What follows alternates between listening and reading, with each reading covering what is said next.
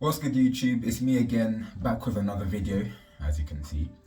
In this video I'm going to be sharing with you 8 fulfilled biblical prophecies. Now the way that I've arranged this is that 6 of them are going to be about Jesus and 2 of them are just going to be like any other random prophecy. 2 of them are going to be about any other prophecies.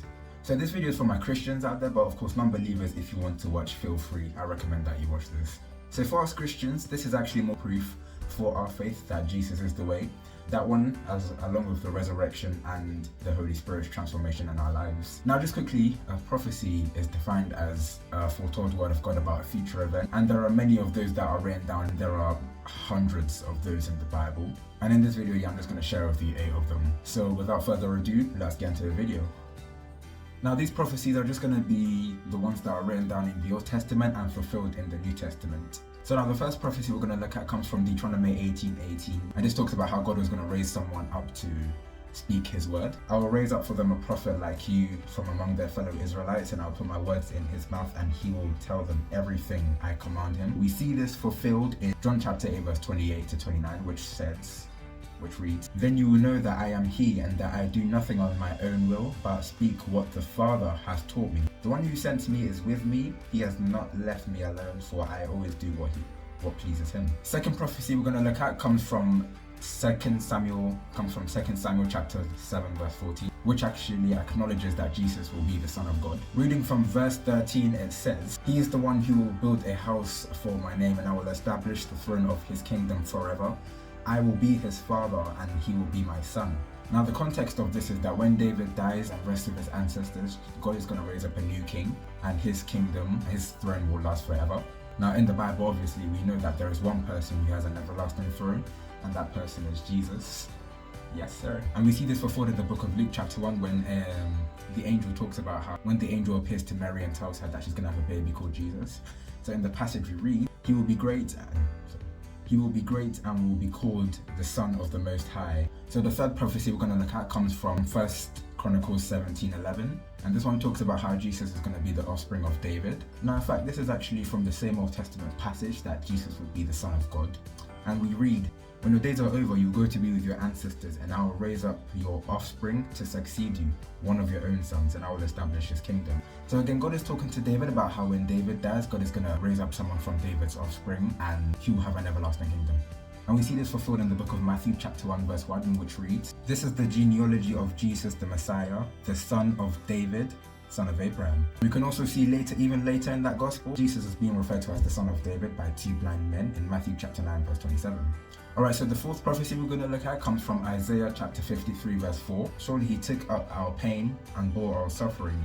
And we see this fulfilled in Matthew chapter 8 verse 16-17, which reads, "When evening came, many who were demon-possessed were brought to him, and he drove out the spirits with a word and healed all who were ill.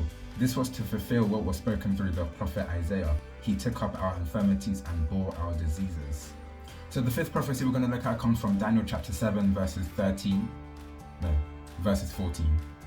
So in this context, Daniel was just having a vision of a son of man, and it was said of him that he was going to have an everlasting kingdom. And we read in verse 14, Daniel chapter 7, "He was given authority, glory, sovereign power. All nations and peoples of every language worshipped him.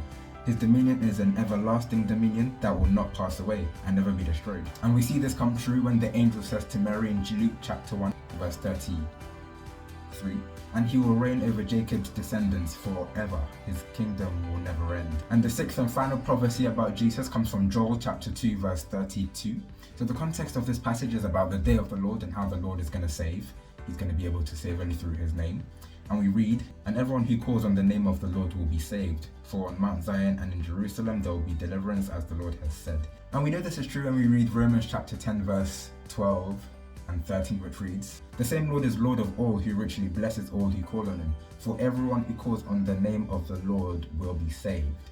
That's Paul referencing Joel chapter 2 verse 32. Now I just have I call this one the bonus prophecies. So if you've made it this far in the video, thank you very much. So the first bonus prophecy is about the Israelites, how God prophesied that the Israelites will be exiled from the land of Jerusalem, or from their land, the promised land actually, because of how sinful and evil they were, and how they wouldn't obey God's laws anymore.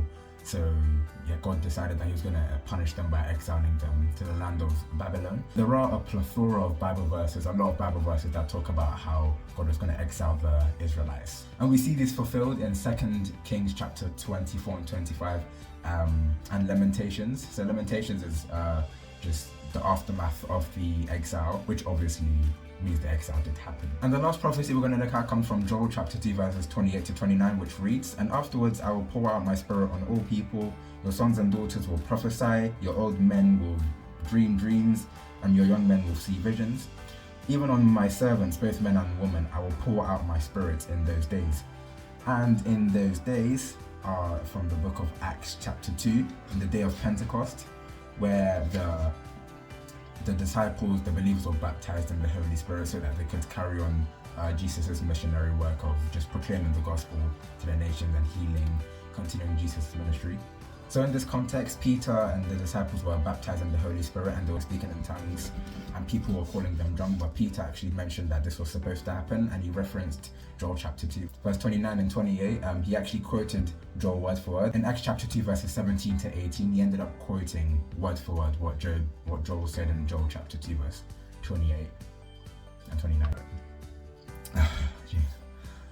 So there you have it, guys. Those are 8 out of 300 fulfilled biblical prophecies. Now bear in mind, this is actually out of a whole 300 plus prophecies that are fulfilled in the Bible, which is mind-blowing in my mind. And Jesus ain't even done yet. He's gonna come back and he's gonna fulfill even more prophecies that we read in the book of Revelation, and I can't wait.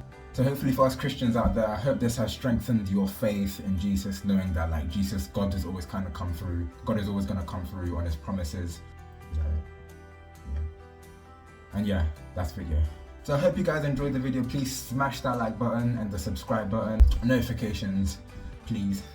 Post notifications as well. Very much appreciated.